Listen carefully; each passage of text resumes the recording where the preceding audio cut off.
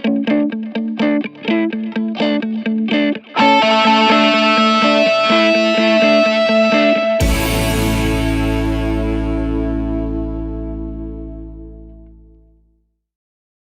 में से कितने लोग हैं जिनकी इंग्लिश बहुत अच्छी है, जो पूरे कॉन्फिडेंस से इंग्लिश बोल सकते हैं? सोच लेना, मैं यहाँ पे बिठा करके बुलवाऊंगा, सोच लेना। कुछ का ऐसे ऐसे नहीं, ये थोड़ा ज्यादा हो रहा है, इतनी अच्छी भी नहीं है।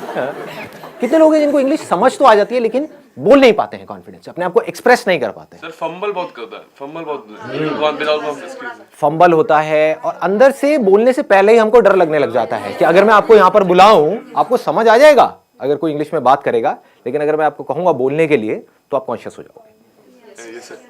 जितने हम फ्लुएंटली हिंदी बोलते हैं उसी कॉन्फिडेंस से हम इंग्लिश में बोलते हैं। उस कॉन्फिडेंस से हम नहीं बोल पाते, तो उस कॉन्फिडेंस से कैसे बोलें? That is the challenge. Problem पकड़ में आ रही है ना? मतलब ये सेशन उन लोगों के लिए नहीं है जिनको इंग्लिश समझ ही नहीं आती है, उनको तो पहले स्कूल जाना है, एबीसीडी पढ़नी है, ठीक है ना, बेसिक इंग्लिश सीखनी है। मैं बात कर रहा हूं उन लोगों की जिनको इंग्लिश समझ तो आती है लेकिन बोल नहीं सकते। अगर मैं उनसे पूछूं क्या समझ आया बताओ, इंग्लिश में बताओ, तो वो अटक जाएंगे वहां पर जाकर के। इसके पीछे रीजन क्या है, इस प्रॉब्लम की जड़ क्या है? एक तो है सुपरफिशियल लेवल के कुछ सॉल्यूशंस होते हैं, वो मैं आपको आकर के बताऊं कि देखो अपनी ग्रामर को ऐसे ठीक कर लो, ये कुछ वर्ड्स हैं अगर आप अपनी वोकैबुलरी में ऐड कर लोगे तो आपकी इंग्लिश अच्छी हो जाएगी, इंप्रेशन अच्छा हो जाएगा, व्हाटएवर। बट ये नहीं है प्रॉब्लम की जड़। प्रॉब्लम की जड़ कुछ और ही है। पहले हमको समझना पड़ेगा हम करते क्या है। हम कहीं पर कुछ गलती कर रहे हैं और वो गलती कोई डीपली समझता नहीं है कि वो गलती क्या है। अगर वो हमको पकड़ में आ जाए तो हम इस प्रॉब्लम का सोल्यूशन निकाल सकते हैं। वो गलती ये है, आप मुझे बताना मैं सही कह रहा हूं या गलत कह रहा हूं। वो गलती ये है कि जब आप हिंदी में बोल रहे होते हो तो हिंदी में ही सोच रहे होते हो, उसको ध्यान से सुनना, और हिंदी में ही बोल रहे होते हो। लेकिन जब इंग्लिश में बोलते हो तो पहले हिंदी में सोचते हो, फिर इंग्लिश में कन्वर्ट करते हो, फिर बोलते हो। यस और नो? ये प्रॉब्लम की जड़ है। अगर किसी तरह से हम इसका सॉल्यूशन निकाल लें फिर इंग्लिश आपकी फ्लुएंट हो जाएगी, फिर आपको इंग्लिश बोलने में कॉन्फिडेंस आ जाएगा। यानी कि आप इंग्लिश में ही सोचो और बोल दो, वो जो बीच का गैप है वो हट जाए, ज्यादा सोचना ना पड़े। तो अब ऐसा क्यों होता है कि हम हिंदी में सोचते हैं और इंग्लिश में बोलते हैं? हम कन्वर्ट करके क्यों बोल रहे हैं? हम डायरेक्ट क्यों नहीं बोल पा रहे? जबकि वर्ड्स हमको पता है कि इसको ट्री बोलते हैं, इसको बॉटल बोलते हैं, इसको संदीप बोलते हैं, व्हाटएवर इट इज, ठीक है, आपको पता है, लेकिन उसको हमको कन्वर्ट क्यों करना पड़ रहा है? क्या जड़ है? आराम से सोचना, जल्दी में एकदम से बोलना मत, आराम से सोच करके बोलना। बताइए सर। एनवायरमेंट हमारा ऐसा है, हमारी अपब्रिंगिंग ऐसी है कि बचपन से जो हमारी हैबिट है, habit is the right word, कि हमारी हैबिट पड़ी हुई है हिंदी में सोचने की और हिंदी में बोलने की। तो ये सारा आदतों का खेल है। अगर डीपली हम समझ पाए कि हिंदी हमने कैसे सीखी और उन फंडों को अगर हम यहां पर अप्लाई कर पाए तो काम हो जाएगा, मतलब बड़ी आसानी से हो जाएगा।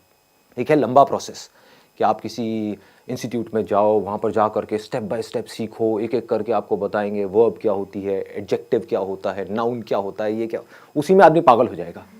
एक तो पहले ही वर्ड्स को कन्वर्ट करना पड़ रहा है, साथ में ये भी देखना पड़ रहा है ये नाउन है, एडजेक्टिव है, वर्ब है, मैं सही बोल रहा हूँ गलत बोल रहा हूँ, हो गया ना?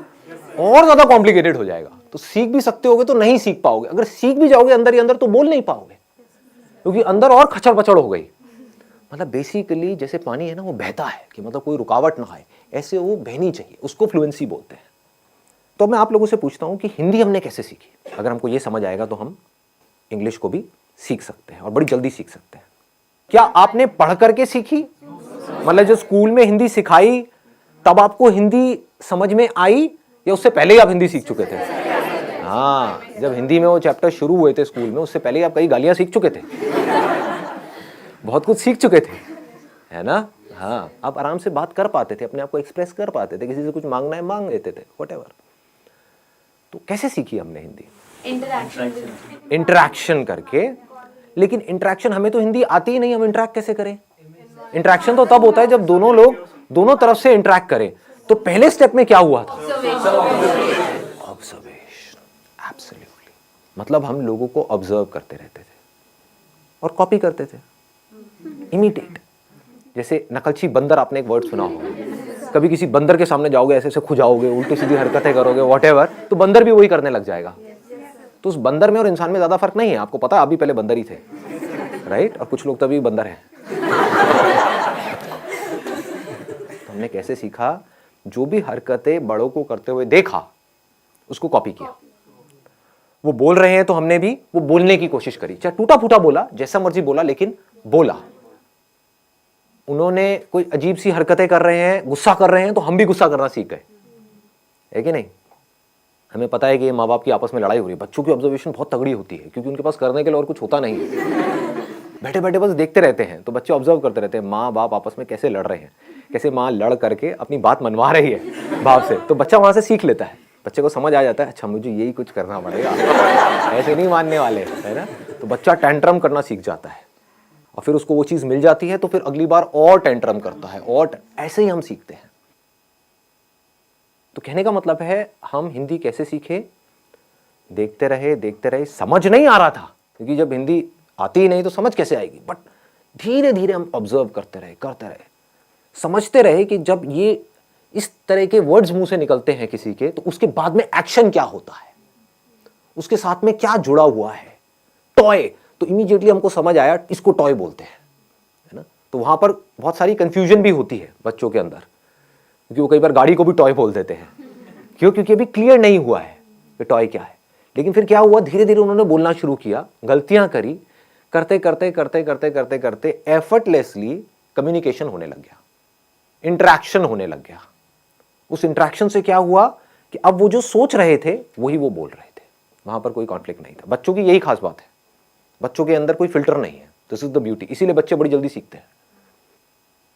तो पहला स्टेप हमको पकड़ में आ गया, ऑब्जर्वेशन। दूसरा है प्रैक्टिस। अब यहां पर एक बहुत बड़ी प्रॉब्लम है, वो आप बताओ मुझे क्या है? प्रैक्टिस करने में, प्रैक्टिस करें कहां और किसके साथ? किसके साथ करें? आप समझ गए ना? हमको पता है ये सारी बातें, लेकिन हम एक पॉइंट पे जाकर के अटक जाते हैं, उसके आगे नहीं बढ़ पाते। अब मैं उसके और एक लेवल डीप में जाने वाला हूं। प्रैक्टिस कहां करें, किसके साथ करें, कैसे करें? दोस्तों से करोगे तो वो माँ बहन की गालियां निकालने लग जाएंगे, है कि नहीं? घर में आप किसी से बात करोगे, अपनी मदर से करोगे, तो आपकी इंग्लिश जो बची खुची है वो भी खराब हो जाएगी। बड़े अंग्रेज आए। हाँ, बड़े अंग्रेज आ गए हैं जी। क्या हो गया? हिंदी हमारी मातृभाषा है, इंग्लिश सीखना जरूरी थोड़ी ही ना है। उनको बोलो ठीक है इंग्लिश सीखना जरूरी नहीं है, लेकिन ये जॉब है, वहां पर इंटरव्यू होने वाला है, वो इंग्लिश में होने वाला है। बोलना अपने घर वालों को, अगर कोई बोलता है ना ऐसी कोई तकियानुसी बातें करते हैं कि हमारी हिंदी मातृभाषा है और इंग्लिश सीखना जरूरी नहीं है, तो उनको बोलो ठीक है फिर तो इंटरव्यू भी देना जरूरी नहीं है, नौकरी भी करना जरूरी नहीं है। हाँ, बेचो अपना घर, एफडी कराओ, मजे से रहेंगे। खाना ही तो खाना है, उसके लिए नौकरी क्या करनी है? आपका घर है तो सही, बेच देंगे, एफडी करा देंगे, किराए पे रहेंगे।